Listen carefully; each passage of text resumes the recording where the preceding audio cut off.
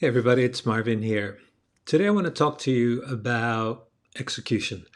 Um, a lot of people start the beginning of every year, the beginning of every quarter with the best intentions in that they come up with a plan, but usually the execution will fall short. Um, when it comes to urgent and important, with the planned stuff being the important, usually the urgency will win out.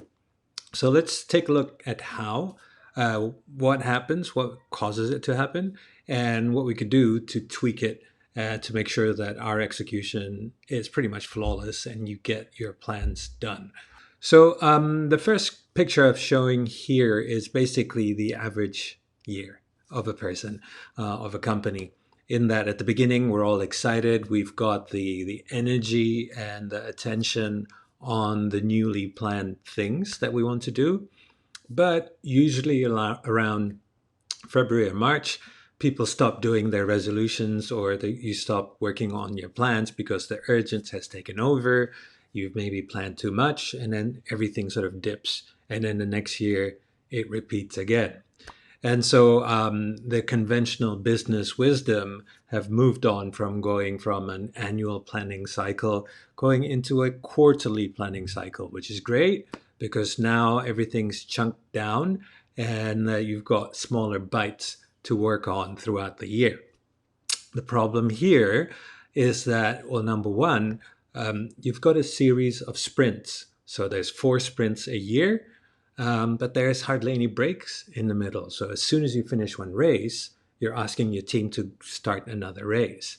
And if you add them all up, it's one long marathon.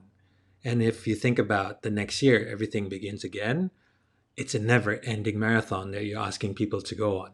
No wonder such a big burnout rate happens in companies. And the next picture here is probably a truer representation of what actually happens. At the beginning of each cycle, everybody's excited, and then suddenly the execution energy and attention goes down. And if we're being truthful, like in the work that I do with a lot of the business owners and leaders, every time I facilitate a planning session, without fail, there's always going to be somebody or a group of people that will plan most of the stuff to be done by the first month or second month, and then the third month becomes empty. That reflects the energy, but if you think about it the other way, when we were still at school, if we're given 3 months to complete a project, when do we actually start working on it? Most people will start working on it towards the end of the 3 months. As a result, the quality might not be there and the quantity of the achievement might not be there as well. So, recently I've come across a concept that was used by the company called Basecamp. They make productivity software. Great one, by the way. And I really love the concept of the 8-week cycles. And we have implemented it in our businesses at home as well and with our clients. And we're getting some great results on it. So, how does it work? What we do is we divide the year into 6 blocks where we have 2 months as our execution cycles. So I'm going to show you what happens during one of these cycles. As you can see here, the energy expenditure goes up for the first 6 weeks, right? So here's the 6 weeks. Oops. We've got 6 weeks here. And then we've got a 2 week period where it's basically a cool down, right? So here we've got 6 weeks when we exclusively work on the new things in our business, things that we want to improve, things that we want to add, which is the projects. And then we've got another 2 weeks to continue working on the day-to-day stuff, making sure the urgent keeps going on. And our mind space is clear because we're no longer working on projects. It allows us to review, it allows us to plan, it allows us to tweak what's, based on what's working, thinking about what we could improve for the next quarter.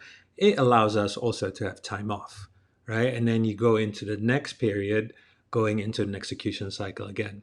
Now, coming from a sports background, this resonated a lot with me because we always had a preseason, in season, and a post season. So this approach allows us to have that 2 weeks cool down where it could be a postseason and a preseason. and then it brings us to an in-season approach. Okay, so within the execution cycle itself, within the 6 weeks where we have to commit to get projects done, we normally split it into 3 phases again, because we need to understand what sort of conversations we need to be having with the people that are running the projects and what sort of expectations they can have for themselves. So the 3 phases here are basically at the beginning of every single project. If it's a new thing you're working on, then you're going to be learning about how to do it properly, right? And then at some point, you're going to get to this point of clarity. And then you're going to get to the point of execution, where you can roll down the hill and get things done. So a simple framework that you might want to think about your business.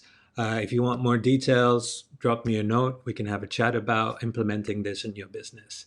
All right, take care, guys. Have a good one.